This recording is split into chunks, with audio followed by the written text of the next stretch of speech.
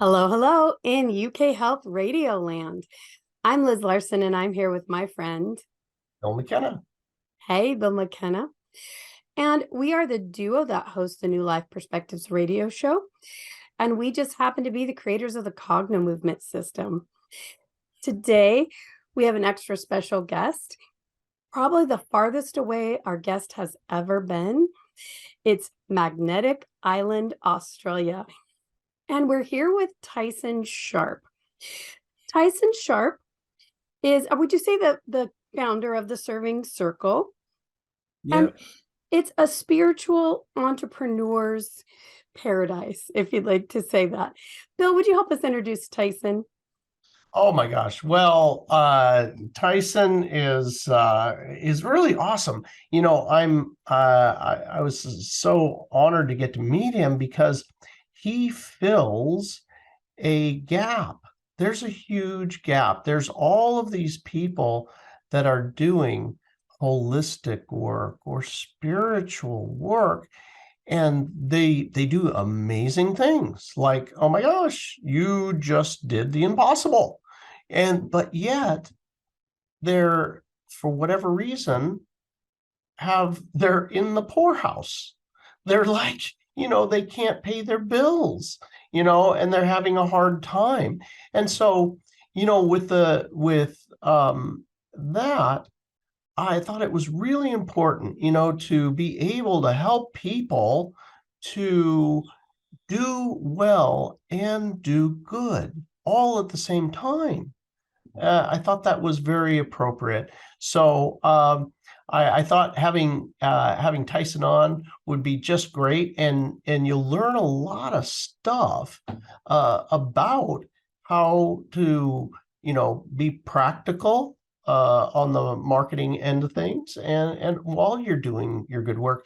Now, Tyson, what I wanted to start off with is, who are you? How'd your life start? What happened? I mean, it's kind of an odd niche, right? Spiritual entrepreneurs and helping them. So tell us about, where were you born? How did your life go? And how'd you end up here? Yeah, I mean, well, thank you. Thanks for having me on.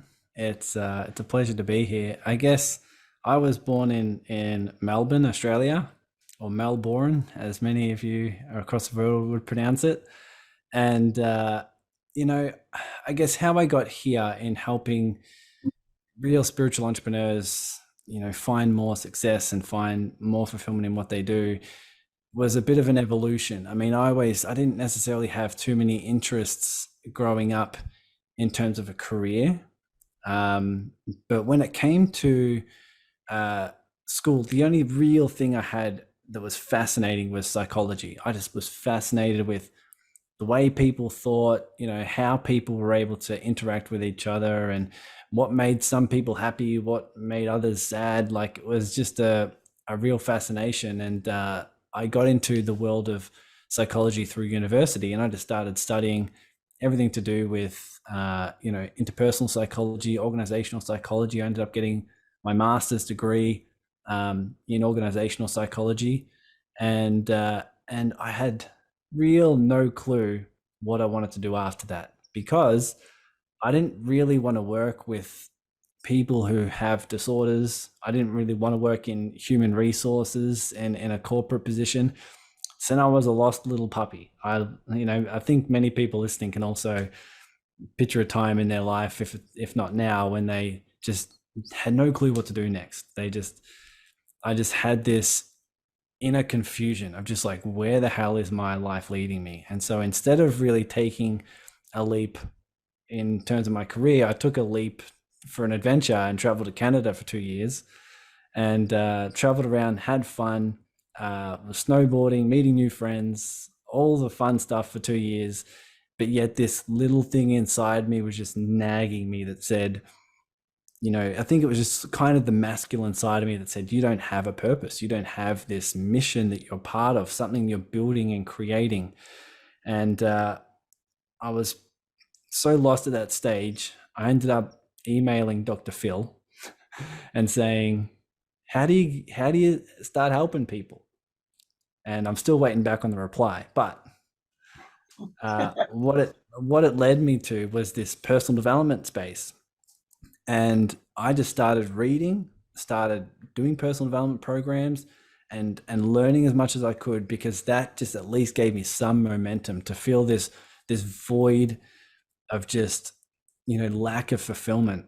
And a huge leap of mine and how I started on the business journey was I came across a program of many, you know, Tony Robbins, and I saw he had a program on how to be a coach.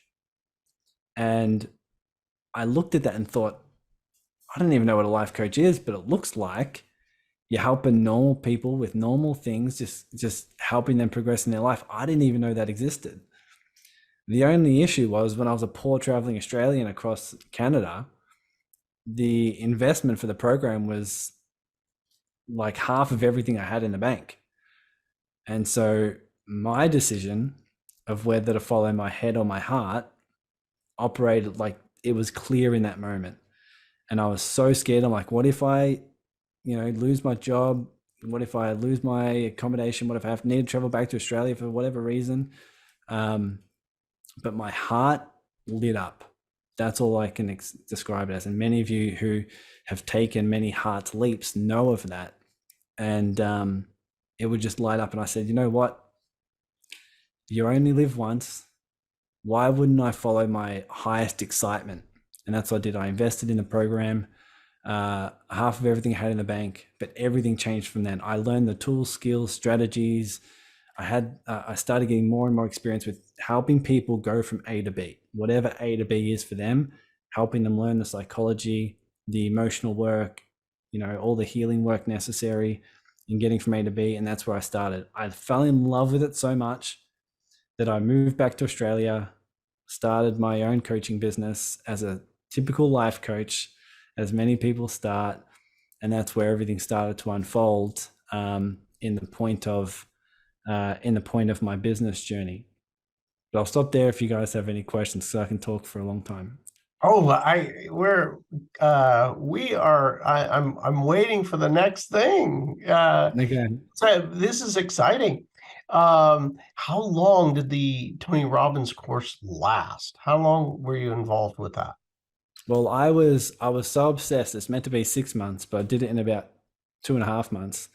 Even just despite like being surrounded by snow-capped mountains, I was locked in my room. Literally, I was just studying everything. I was word for word, just writing down in these thick books, like writing exercise books, just writing down everything word for word of what I could learn, how I could improve my own life, then execute that. You know, I started learning so much that I ended up getting promoted in my job in Canada. I started making a lot more money, a lot more friends. I started just helping people along the way, just meeting them at the bar and just talking about personal development. And, you know, they'd get back to me the next week and said, oh my God, all this changed for me. And I was like, yep, that's what happens. But then when I got back to Australia and started as a coach and started as a business, I'm like, this is a new world.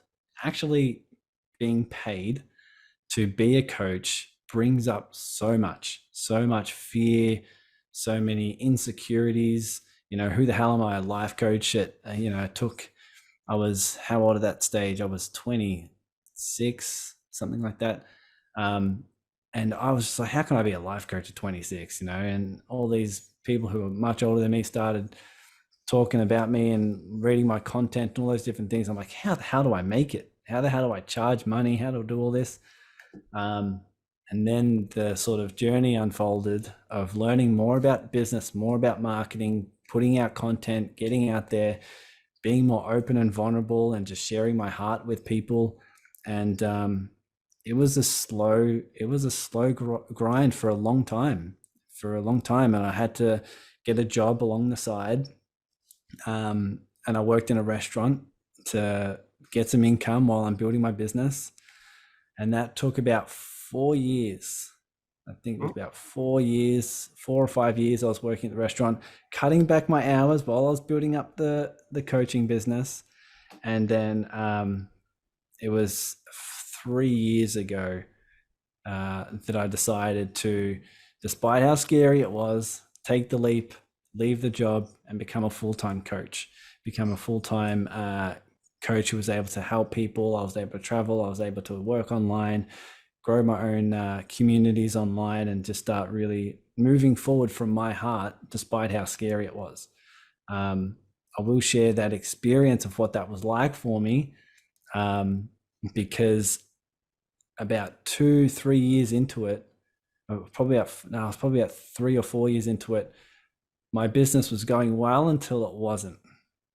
And I was left with this situation where my clients dried up, income dried up. For some reason, I had to give refunds to some clients through like crazy circumstances, like all at once. And what do you think happened to me? Like, I was just left with this pit in my stomach, this fear that says you're not good enough, that says you need money to feel safe, you need to feel like you need to succeed out online to get the approval of your friends and, you know, your audience. And a huge journey for me was, instead of just building my business from fear of trying to feel enough, is to just sit in silence and to finally just feel those emotions, finally feel the emotions of the fears, the insecurities, the uncomfortable feelings that are coming up.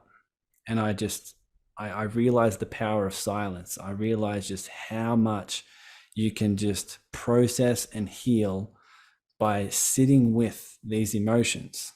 And it was a big turning point in my life, because I sat in there for 6 hours just in silence, being with myself, my thoughts, my emotions. And out of that came the insight that said, hey, if you build a community and you just fall in love with the art of serving and just service, then everything else will take care of itself. The income, the clients, the opportunities, the collaborations, it'll all come in perfect timing, even if your mind thinks differently. And that's where I started the Serving Circle. The Serving Circle is the community of spiritual entrepreneurs who all, work online and help each other grow online through a space of unity, consciousness, and love and generosity. And that's what I started. And now it's getting up to 3,000 members, and it's such an engaging community of just love. And it was all birthed out of me just willing to sit with my emotions rather than avoiding them. It's such a common story, really, for people who are quote unquote healers, people who help other people, to struggle with the money side. So let's take our first break right here. And when we come back, let's talk about that a little bit, about this separation between service and receiving money. So UK Health Radio, take it away. All right, and we're back, and we're with Tyson Sharpe, talking about being of service, having a career, making money, gaining it all, losing it all.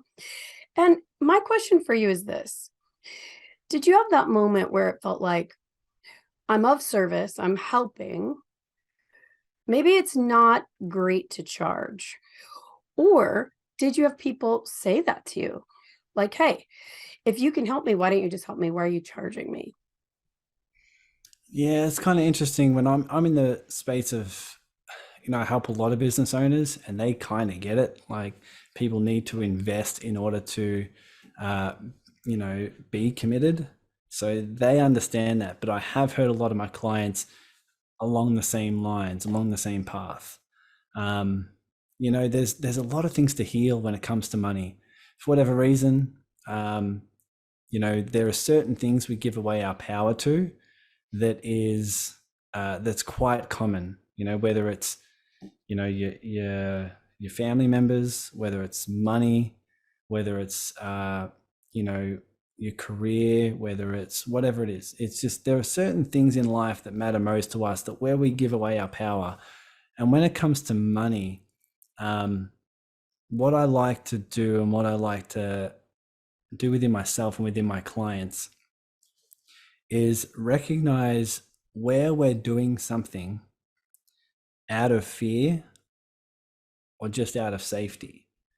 Because when I was sitting in silence that day, that, where I sat there for 6 hours, I just started realizing things that I didn't realize before. And that was, oh, I have this fear that if I don't have money, I'm not safe. So let's take that for example.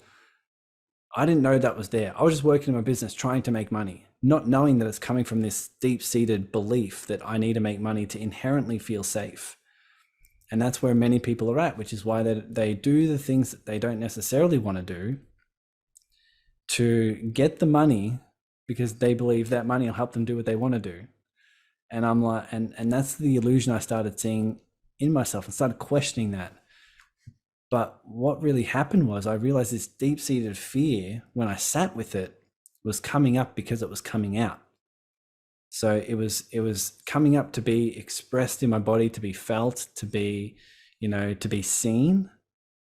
And therefore, it was able to heal and was able to process. And on the other side was a decision and decisions I could make that weren't from fear, that weren't from scarcity, that weren't from just safety, but from a true expansion. And when I say expansion, I mean a decision and action that moves you beyond yourself, moves you beyond your patterns that are no longer serving you.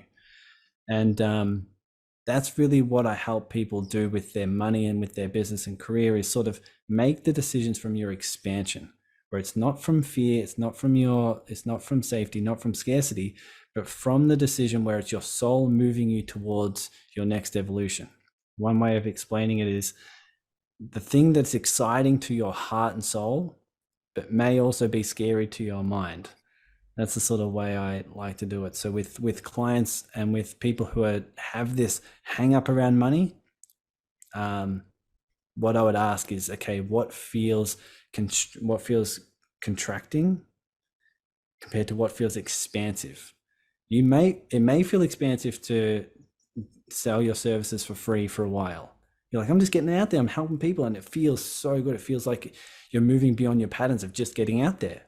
Whereas some people are getting out there from a place of needing to feel enough, needing to feel like I need the approval to get my worthiness. And therefore it will be in their expansion to not only give their gift, but to charge money and have that reciprocal relationship with someone so they can step into their own power and their worthiness. It's so, so true. That expansive state, when a person, especially a practitioner who's being of service, in Cognomovement, we have many, we run across this a lot, where the person loves the work so much that it becomes sort of personal. There's this place where it feels like standing naked in front of someone to ask them to pay you for the service. And it's a funny place to be, because everybody understands if I go get a job at the grocery store, they're going to pay me. I don't have a problem receiving that check. I'm doing the job. I'm going to get the check. You pay your doctor, you pay your lawyer, pay your dentist. That makes sense. But there's something so personal about this. And I agree with you 100%.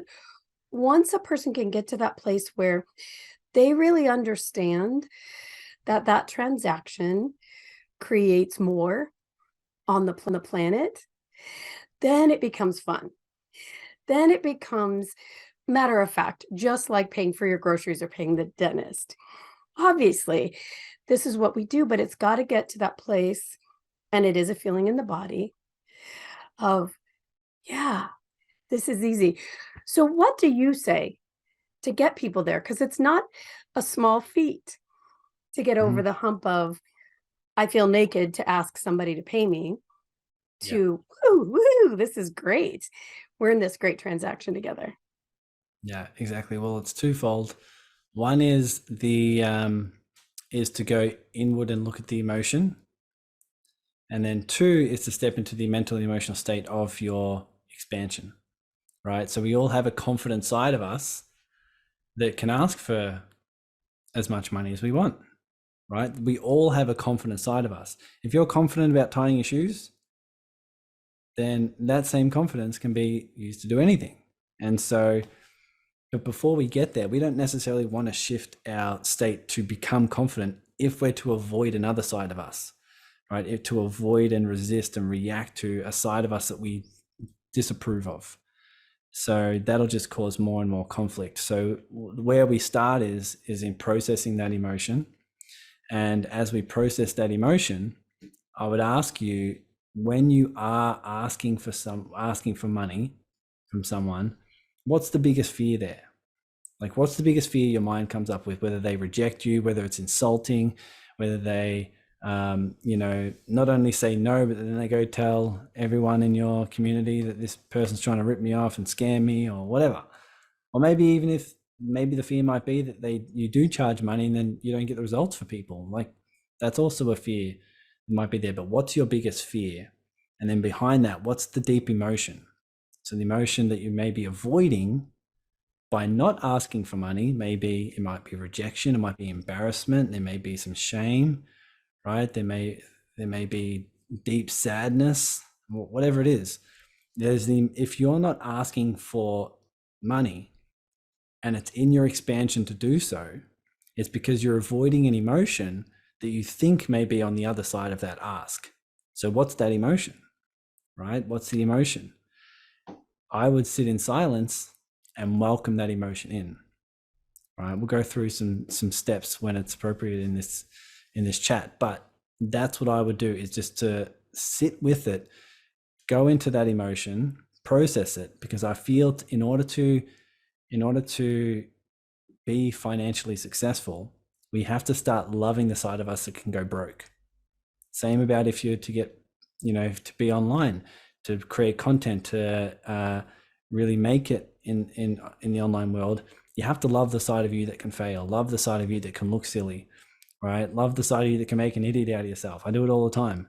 But the thing is, if we love that side of us, there won't be the internal conflict where we're only trying to succeed out of a pattern that's not serving us.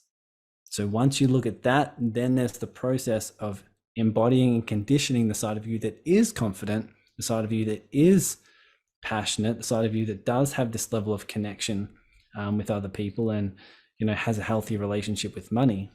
And then those in combination, I find, allows people to really step into their power and own it. One of the things that we hear a lot, this is an interesting one. Well, it's the people in my area, they just won't pay that. People don't have any money. That's the biggest one that we hear. Mhm. And we often find exactly what you're saying. The person who's saying that, they're the one not willing to pay for anything. They're the one who thinks everything's too expensive. So in this case, it's kind of that mirror effect. Do you run across that too? Definitely. There's definitely the mirror there. There's so many factors involved when it comes to being successful as a holistic practitioner. But when it comes down to it, there's the internal work and then there's the external work. So there's the internal work of saying, what's in me? Like, am I investing in things? Am I investing in coaches? Am I investing in my healing? Am I investing in opportunities? Like, am I taking scary leaps that, fueling my expansion? If so, I'll probably attract people who can or be the example for them. Like, for example, I meditate every day. I meditated after the 6-hour meditation. I meditated in silence for 2 hours every day for 2 years. And I still meditate and I still do all that, just not restricted to a timeline. But because I do that and then I teach it to my clients, I can do it from a place of congruency, from integrity. And it's the exact same when you're asking for money. It's like, are you investing in yourself? Therefore, when you ask for money, there's a state of confidence and certainty, right, that you portray, rather than if you don't have a relationship with money that's healthy and you're not coming from an abundant vibration, that's going to come across them, and there's going to feel something that's off, right? So this kind of work is one that heals that. On top of that inner work and being the mirror, you also need to have the right messaging. This comes to more business and marketing, but we all know someone who says, oh, I can't pay for that. And then they go and pay for a new car or something, right? Or whatever it may be. If you have the right message, the right words and communication that come across, people will be resourceful with investing in you to find solutions for them, because they have enough internal leverage that says, this is why I must do this. If for whatever reason, if that's not coming across, then people won't find the internal motivation and resourcefulness to take the leap. It's really, really true. One of our good friends is Nikki Roush, the sales maven, and she's an NLP-based program for language. It makes selling not slimy. Because so many of us, if you don't have sales training, or if you do, that can make it worse, find it so difficult to get the words out of the mouth. What the price for my service is, just a matter of fact, or how to even recognize whether or not someone wants to work with you. Is this what you're talking about as well? Having the right language to state the amount, or is it more about having the right language to get them even interested in your project or product, or both?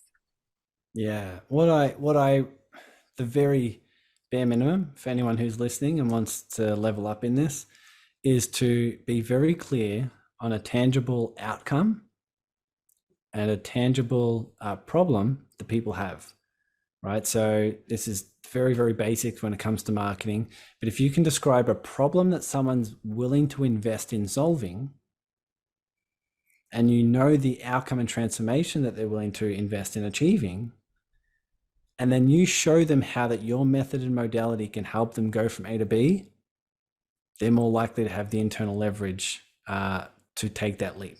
Whereas when most people who are holistic practitioners have pretty general, vague, nebulous ways of explaining what they do, I help people reach their highest potential and their biggest fulfillment so that they can follow their dreams. And it sounds nice. It doesn't necessarily, in the mind of the consumer, build enough internal leverage and have that clarity to see, what am I buying, right? But if I was to say, what I do is I help you get out of this toxic relationship and really find the man of your dreams, right, in 90 days or less, then people I can tangibly picture that in my mind. Therefore, price that in terms of a value, in terms of what that would mean to me. And then if that value that they're getting is 10 times what they invest in the program, it's a no-brainer, right? And that's what I sort of help people create for themselves within their own business is exactly that. And things just work when you're able to communicate that in a way that is effective and efficient. And if you can handle your relationship with money and then couple that with your communication and your marketing and to do with that, then people it just makes the job a whole lot easier. That really, I love the way you put that, Tyson. That was very, very clear, right? And there's so many of us that do that. Like, hey, you know what? I'm going to help you to, gloriously easy state of being. Well, great. Yeah. But, as far as getting your wallet out and swiping your credit card, when you are faced with, for example, that toxic relationship and then moving into a good one, it's like, now I could buy some of that, right? Getting away from them. Woo, boy, I need help with that because I haven't been able to get away from them. So I love that. We're right up against it for our break, but when we come back, you're going to want to stick with us here, and I'll tell you why. Because he is going to walk us through a meditation that is going to be, and some free tools that are going to help you here today and into the future. So UK Radio, take it away. And we're back. We're talking with Tyson Sharpe. So I have a question just before, as Bill said, Tyson's going to take you through some real tools for this work. But I have a question for you, Tyson. Do you believe, is it true for you that we desperately need these practitioners these holistic practitioners, life coaches. We need these people to be out there in business, supporting themselves to create the changes that are so desperately needed on the planet. Yeah, I mean, that's the mission of the Serving Circle, is we have the mission to heighten consciousness.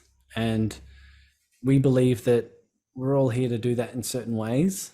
But as healers, practitioners, coaches, if you have a mission to help people in some way, we know that the more successful you are, whether it's the reach you have online, whether it's the amount of people who are opting into your offers, or it's the clients that you have who are investing in your program, the level of success you have, you're putting out into the world what it needs. And that's why in the Serving Circle, and I'll talk about this later, but that's why we all help each other, is because there are more and more people who have these skills, gifts, abilities to help us reach a higher level of consciousness. And so the more we can help each other get that out there, the more we're giving the world what it needs for its development. And so when we help someone else, advance in that way, then it's a win-win-win for everyone. That's beautiful. Hey, Tyson, I need to back up just a little bit before we get into it. And I got to ask, 2 years, 7 days a week for 2 years, 2 hours per day of meditation. Can you tell us, like, maybe the 5 top things that you noticed happened after that long of a period of time? What happened? Yeah, well, I mean, it's what happened in the meditations that I find are super fascinating than what happened afterwards. I mean, when you're sitting in silence for that long, like if you can't sit in silence for that long, you have to ask yourself why. And that's why I decided to do it for a long period of time. Sometimes it was a lot longer than 2 hours, but it was just a minimum of 2 hours, because I know that the longer I sit in silence, I'm going to have sides of me come up that says, you can't do this, right? When I did it for the 6 hours, for example, and consistently when I was doing it 2 hours a day, a side of me would come up saying, you're being irresponsible. You need to be doing income generating activities. You're letting everyone down, right? You're failing. All these different things would come up. And so instead of taking action from that place and saying, oh yeah, you're right, and go taking action and saying, and replying to those emails or doing those things, I know I would be replying to those emails from the vibration of the side of me who thinks I can't sit in silence and I need to do this from a place of fear.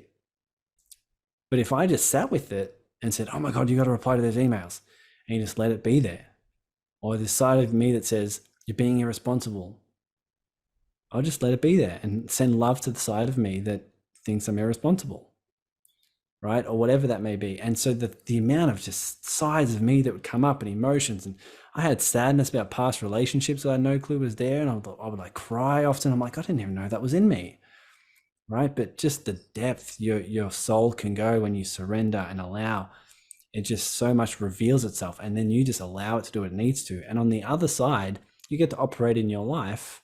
You get to make decisions and actions. You get to interact with people. You get to create content. You get to, serve your clients from a vibration that's more and more of who and what you really are, and less from those patterns of, you need to be doing this or else you're going to feel this way, or you need to do this or this person's not going to like you, or you need to do this so that you can prove your worthiness and, that you're successful and whatever. You just don't operate from those patterns as much because you've seen them and healed them in the silent meditation. Very good. Did you notice any correlation, after a period of time, that the things that you thought of began to happen or happen more quickly? Yeah, definitely. I mean, things to start manifesting, because the more you operate from your heart and soul, the more things happen at the heart soul level, and it's what's fascinating is not only the speed at which things happen, but really I guess the depth at which you get to exist in life. You just have a relationship with life that feels like everything's one. You feel closer to oneness when you're interacting with a person, like what you're saying, Liz. If you're selling to someone and you're presenting an offer, see yourself as them, see them as you, have that heart-to-heart connection, that real unity consciousness, for example. What I found was fascinating was also the level of resourcefulness, the internal resourcefulness, the amount of passion, creativity, love, playfulness I was able to bring to the serving circle and my clients. Like I had this awesome idea to run a particular event. It just came from this huge passion out of my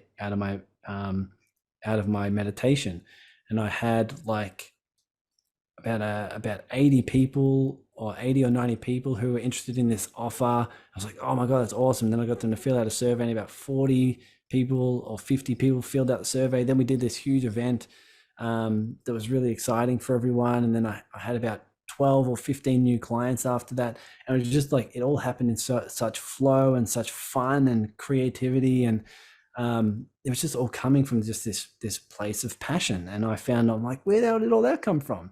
It's because I was taking the time to sit in the silence and the meditation and, really looking at myself at the depth that most people are scared of. Yeah. Oh man, that's great. Oh my gosh. Well, we promised a free gift. So, you had a meditation that you wanted to take people through? Yeah, definitely. I know we don't have too much time, but I'll walk through certain steps for everyone. If you're looking to go deeper on in healing yourself, deeper on seeing what patterns may be holding you back, I'll walk you through a couple questions. So, question number 1 is, what is your biggest fear? Like, really, what do you fear most? Is it what your mum thinks of you? Is it going broke? Is it failing in front of people? Is it looking silly? Like, what is that big insecurity and that big fear? What's the thing your mind doesn't want to have happen, is where we start with all of this. And once you have that, you can ask yourself the question like we asked before, what's the emotion behind that? If that thing is to happen, if you are to go broke, if you are to lose your house, if you are to get sick, if you are to have people disapprove of you or have people reject you, whatever, like, what's the emotion that's there? And then how does that feel in your body? One of the biggest skills is to breathe deep and welcome in that emotion. So if everyone who's listening right now, recognize the physical sensations of how embarrassment, shame, guilt, whatever feels in your body. You notice that it might feel something in your stomach or your solar plexus or your chest or your shoulders, head, wherever. And recognize that instead of taking your heart's leap, you weren't taking your heart's leap in life because of this sensation, because you didn't want to feel this sensation, this clenching in your chest or emptiness in your stomach, right? Or it might feel hot and jagged in your solar plexus. Like, describe it in detail. Pay very close attention to it, and recognize that you weren't taking your heart's leap that your soul's calling you to, because at some level you didn't want to feel this sensation. You're avoiding it, resisting it, reacting to it instead of feeling it. So what we do, put all stories aside and just sit with and invite in the physical feeling. And the reminder here is, if you can describe it, meaning it feels empty, it feels heavy, it feels hot, it's moving, it's pulsating, that means who and what you are is not the sensation. Who and what you are is more the observer of the feeling of the, this vibration in your body. So if you are to be the watcher, if you're to be the person observing, the energy and consciousness observing this physical sensation in your body, what you can do next is practice the art of surrender. Just allow and welcome it in fully. exaggerate a little bit, exaggerate the sensation, welcome it in, and just allow it to do what it needs to. The easy thing here is you don't have to do anything. A lot of people in their healing modalities, they try and shift it, they try and fix it, they try and change it to make it go away, but it's sometimes from the energy of resistance, thinking, oh, I shouldn't be feeling this, I should be feeling something else. And that resistance can often either push it down where it grows unconsciously or expand it. So what we want to do is surrender to the process, surrender and allow any physical sensation, knowing that who and what you are is not the sensation, you're the observer, and then just allow it to do what it needs to in its own time.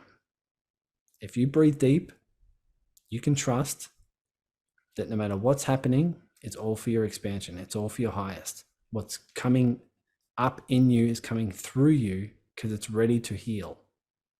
So you just have to watch. Just allow it to do what it needs to. Trust that you're healing in perfect divine timing. And if you're able to do that, you just sit and breathe and you just let it do what it needs to the point where it will start to dissipate. Not because you're doing anything, it's just doing its thing. It may take 20 seconds, 2 minutes, 20 minutes, 2 days. Who knows? Who cares? If you're truly willing to surrender, then you'll be just as okay no matter how long it takes.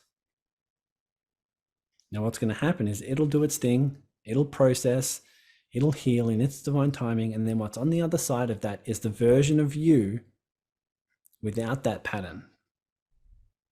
The version of you who doesn't necessarily have that trigger around your biggest fear anymore. And then what you're to do then is to ask yourself, what is that leap that I'm to take? What is that heart's calling, that soul's mission, that scary thing that I'm called to? What is that?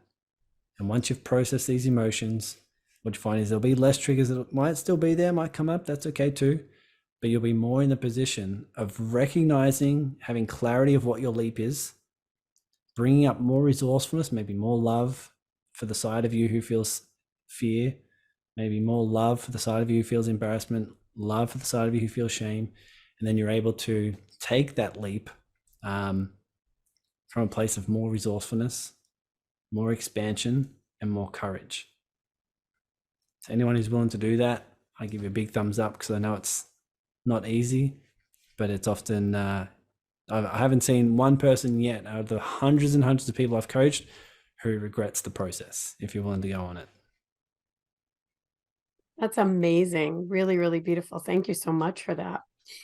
So if someone out there on the planet was feeling like they really want to be maybe a spiritual entrepreneur, a health or life coach entrepreneur, maybe even a medium or a psychic, and they're just not sure how to get there as a business, is this the first step, what you're talking about? Yeah, like there's both the inner and outer work. The inner work is the foundation. Most people, they start in the opposite. They start with the tactics, tools, and strategies. They're like, okay, let me learn Facebook and Instagram and YouTube and all the marketing stuff. And then they try it and they figure out and they realize it doesn't work, right? They're trying to be like, okay, where should I be? Should I be on YouTube? Should I be on this? Should I be on that? That's not where to start. Where to start is the deep inner work, right? It's to start with that deep inner work and say, what are my fears here? Go through these steps that I suggested here. Use your meditation, use your spiritual work as the foundation. Then start to think about what we talked about before with your messaging. The reason being is because you can be on any platform, TikTok, Instagram, YouTube, Facebook.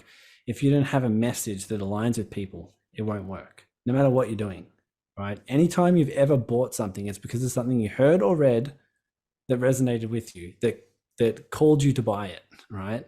If you don't have the communication, it won't be effective. It's right? true. There's something about it that makes you think your life's going to be better in having it. You buy something, projecting yourself into how your life's going to be better when you have that thing. Yeah. So you're 100% right about that. So Tyson, how could someone become a part of your group if they wanted to be? How do they find you? Yeah, well, if you go to Facebook and you type in the Serving Circle, then it'll show up in the groups there. That's probably the easiest way, is just to join the Serving Circle on Facebook. When you do join, you'll get a message from me. I'll walk you through everything that's involved in there. I've got a free program that I give people where they walk through all of their stuff along with some of the marketing and business tools. I give that free to everyone who joins the Serving Circle. I'll give you some links to join the collaborative calls where you can meet some people. We have, somewhere between 25, 30, 40 people every week jump on Zoom, where you can meet people. You can get on more stages, more virtual stages to share your work. You can find collaborations, you can find service exchanges, all these different ways in which we help each other grow. So I'll give you the links to be able to join that.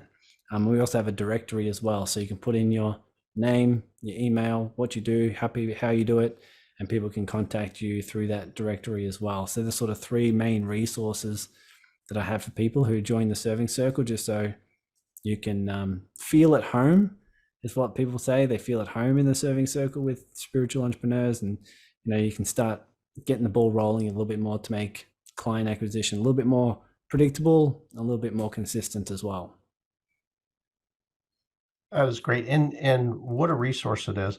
What I like about it is that, no kidding, everyone there is like really supportive of each other.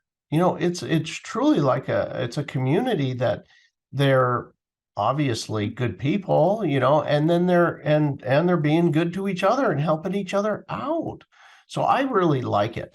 So, plus on top of that, practical, right? Practical, down to earth, things that you can use and execute to bring your business forward. Well, this has been an amazing conversation, but we've run up against our time. It's the end of the show already. I want to say thanks so much to Tyson for being here today and talking about this, because it really couldn't be more important. We need people who are willing to be of service. So many of these practitioners that we're talking about today never launch because they have the kind of fear that you're talking about, Tyson. They need the help to get themselves out there, make a living with their work so that they can continue to serve. And I want to extend this message to anybody who's hearing my voice today. If you're thinking about being of service, if you know that that's your life's passion, find a way to do it, because you're desperately, desperately needed. We need people who are going to help us make our lives better, happier, freer, and just way more conscious, like Tyson said. So we're going to say goodbye for now. Everybody out there in UK Health Radio land, please be safe and be well. Thank you for being here, Tyson. Yeah, my pleasure. Thanks for inviting me. And as always, thanks, Bill McKenna, and we'll see everybody again next week. Thank you.